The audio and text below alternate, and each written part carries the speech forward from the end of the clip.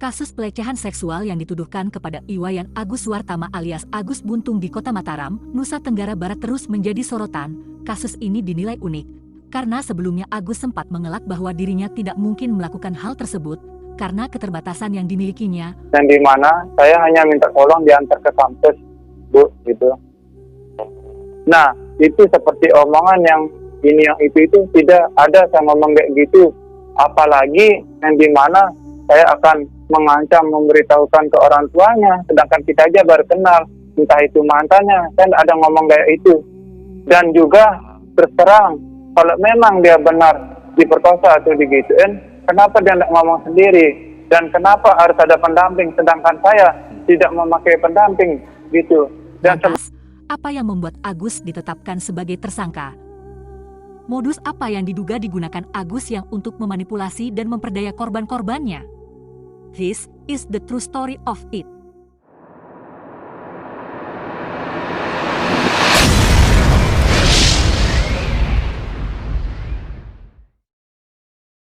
Iwayan Agus yang kerap disebut sebagai Agus Buntung diproses hukum sejak 9 Desember 2024 terus memunculkan spekulasi dan pertanyaan, apakah benar Agus Buntung melakukan pelecehan seksual?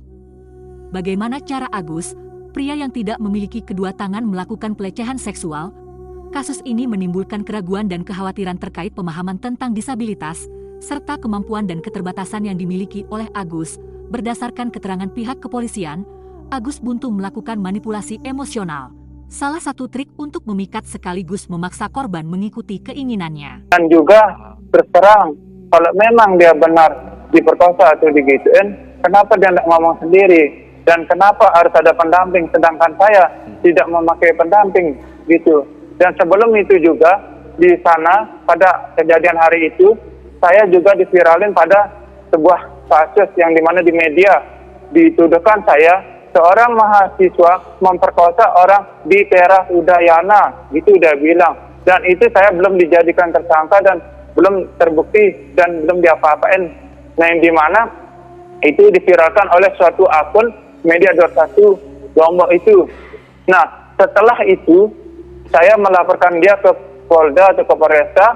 Nah, terus sehingga beberapa harinya kemudian, seketika langsung ada seperti postingan di take down, dia izin men-take down dan dia bilang, izin saya men-take down dengan kata-kata ini. Dia bilang itu ada, saya punya buktinya. Nah, di mana juga setelah itu dia men-take down itu, terus berapa harinya itu saya mendapat surat panggilan ini. Dan sampai sekarang kasus saya dilanjutkan dan baru ini setelah saya viral ini baru dia langsung saya dilanjutkan kasus ini gitu. Dan saya terus terang tidak ada punya apa-apa Bu untuk ngasih pendamping atau apa gitu. Kok bisa pendampingnya ngomong seperti itu? Kenapa tidak langsung orangnya sendiri yang ngomong gitu? Mas Agus, kalau memang kejadiannya gitu, bagaimana faktanya yang sebenarnya gitu? Dan saya diviralkan itu sampai di blur mukanya dan terus terang nama saya dan dibilang saya Agus Buntung dengan ciri-ciri tidak memiliki tangan. Ini ada buktinya, akan saya secepatnya akan saya buktiin juga, biar di mana kasus ini juga keadilannya yang sama. Jangan hanya kasus saya aja yang diginiin gitu. Sedangkan pencemaran nama baik yang sudah terang-terang itu terbukti undang-undang ITE itu tidak diapa-apain gitu. Temuan ini tentu saja memicu kemarahan masyarakat. Apalagi setelah bertambahnya jumlah pelapor dan beredarnya rekaman suara Agus Buntung dalam memikat korban. Pertemuan ini sudah ditakdirin, bukan hanya kebetulan. Saya tidak mau kamu disakitin lagi.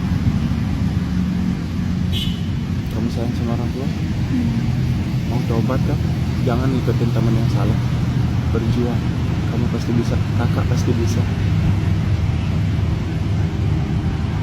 Pertama kali kamu ketemu cowok, kakak tidak boleh nangis. Saya tidak senang kakak jadi.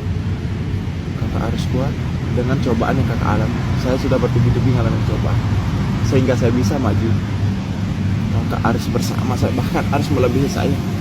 Saya tidak kenal kamu sumpah, tapi satu perjuangan kamu yang sangat luar biasa ya Allah. Saya berani kalau saya Hindu ya berani saya masuk Muslim hanya demi kamu. Ini bukan karena kebetulan. Kakak jangan sampai disakitin lagi. Cukup segitu kak. Kamu mau tobat?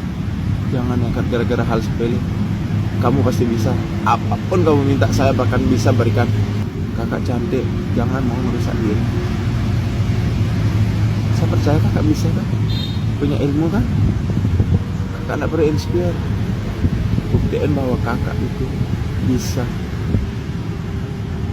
6 tahun saya nyari kamu, tanpa saya sadarin kemana saya nyari orang yang bisa mengerti. Tidak saya tahu di mana, entah hati saya kenapa jatuh di sini deh. Saya tidak senang lemah, lap air mata itu, luntur puperannya, nanti kayak apa mau ke kampus. Kakak bersihin dirinya, sampai kakak sholat pasti tidak bisa sholat karena ada ganjalan. Ketua Komisi Disabilitas Daerah Nusa Tenggara Barat, Joko Jumadi mengatakan jumlah korban pelecehan seksual Agus Buntung kembali bertambah sebanyak 2 orang, dengan total keseluruhan sebanyak 17 orang perempuan. Adapun para korban berasal dari kalangan pelajar serta mahasiswi, bahkan ada yang masih di bawah umur. 2 korban terakhir, diakuinya, sudah datang ke Mapolda Nusa Tenggara Barat untuk melapor. Menurut keterangan kepolisian, Agus memanfaatkan manipulasi emosional dan ancaman psikologis untuk memaksa korban mengikuti keinginannya. Temuan ini memicu kemarahan masyarakat, apalagi setelah bukti berupa rekaman video dan suara mulai terungkap. Fakta-fakta yang terungkap semakin menambah perhatian publik terhadap kasus ini sekaligus mendorong tuntutan agar penegakan hukum dilakukan secara tegas. Polda Nusa Tenggara Barat memastikan proses hukum berlangsung transparan, di antaranya dengan melakukan pemeriksaan menyeluruh dan rekonstruksi kasus untuk mengungkap detail peristiwa.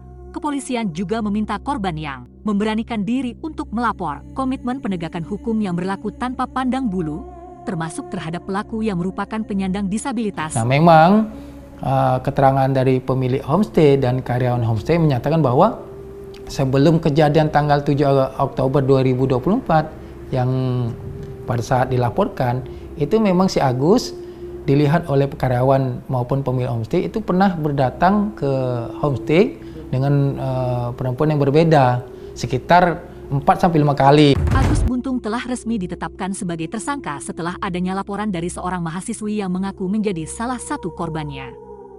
Laporan tersebut memicu penyelidikan lebih lanjut, dan berdasarkan temuan sementara, Agus diduga telah melakukan tindak pelecehan seksual terhadap total 17 korban. Dari jumlah tersebut, beberapa di antaranya masih berusia di bawah umur. Agus Buntung telah resmi ditetapkan sebagai tersangka setelah adanya laporan dari seorang mahasiswi yang mengaku menjadi salah satu korbannya. Laporan tersebut memicu penyelidikan lebih lanjut, dan berdasarkan temuan sementara, Agus diduga telah melakukan tindak pelecehan seksual terhadap total 17 korban. Dari jumlah tersebut, beberapa di antaranya masih berusia di bawah umur. Pelecehan seksual terhadap anak di bawah umur merupakan pelanggaran sangat serius, karena selain melibatkan ketidakmampuan korban untuk memberikan persetujuan, juga menimbulkan dampak jangka panjang terhadap perkembangan psikologis dan emosional mereka. Polisi menyebutkan bahwa Agus diduga mengancam korban dengan mengungkapkan aib mereka. Dengan posisi gini, lurus gitu. Agus yang diminta sama Ya, perempuan ini untuk tidur? Ya, tidur biasa gini dah. Nah, terus sudah gitu, dia yang di atas saya. Berarti sudah posisi telanjang? Ya, saya telanjang. Sudah dibuka? Ya, dia buka sendiri, anaknya dia juga. Ya, terus dia di atas saya. Langsung setelah itu dia meludahi tangannya dulu. Nah, terus mengoleskan di bawahnya dia itu. Dioleskan pakai ludahnya dia. Terus dia yang bantu masukin di atasnya, dia giniin saya gitu. Oh, begitu. Oke, saya potong, Gus. Itu nggak pernah Agus terlibat ciuman dulu sebelumnya? Ya? Terlibat ciuman? Enggak, langsung. Nah, setelah Baru. Oh iya, ada ya. Ada. Ntar saya telepon yang ya. Ntar. Polda NTB memutuskan untuk menahan Agus di rumah karena keterbatasan fasilitas di rumah tahanan yang ramah disabilitas. Meskipun demikian, proses hukum terhadap Agus tetap berlanjut dengan pendampingan dari tim kuasa hukum. Penetapan Agus sebagai tersangka ini menyoroti pentingnya perlindungan bagi korban pelecehan seksual, terlepas dari kondisi fisik atau mental pelaku. Selain itu, keputusan Polda NTB untuk menahan Agus di rumah juga mencerminkan upaya pemenuhan hak-hak penyandang disabilitas dalam sistem peradilan, di mana fasilitas yang memadai sangat penting untuk mendukung proses hukum yang adil dan manusiawi. Kasus pelecehan seksual yang dilakukan oleh Agus Buntung memberikan pelajaran berharga tentang pentingnya menjaga integritas dan menghormati hak asasi setiap individu. Tindak pelecehan seksual bukan hanya merugikan korban secara fisik, tetapi juga menghancurkan mental dan emosional mereka. Kasus ini juga menegaskan pentingnya pendidikan tentang batasan diri dan etika sosial sejak dini. Nah, bagaimana menurut kalian? Tuliskan komentar kalian di bawah. Mau pertama yang ini aja. Bajingan.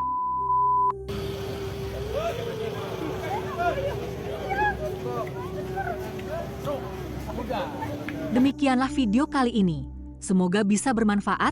Insya Allah, kita jumpa lagi di video berikutnya.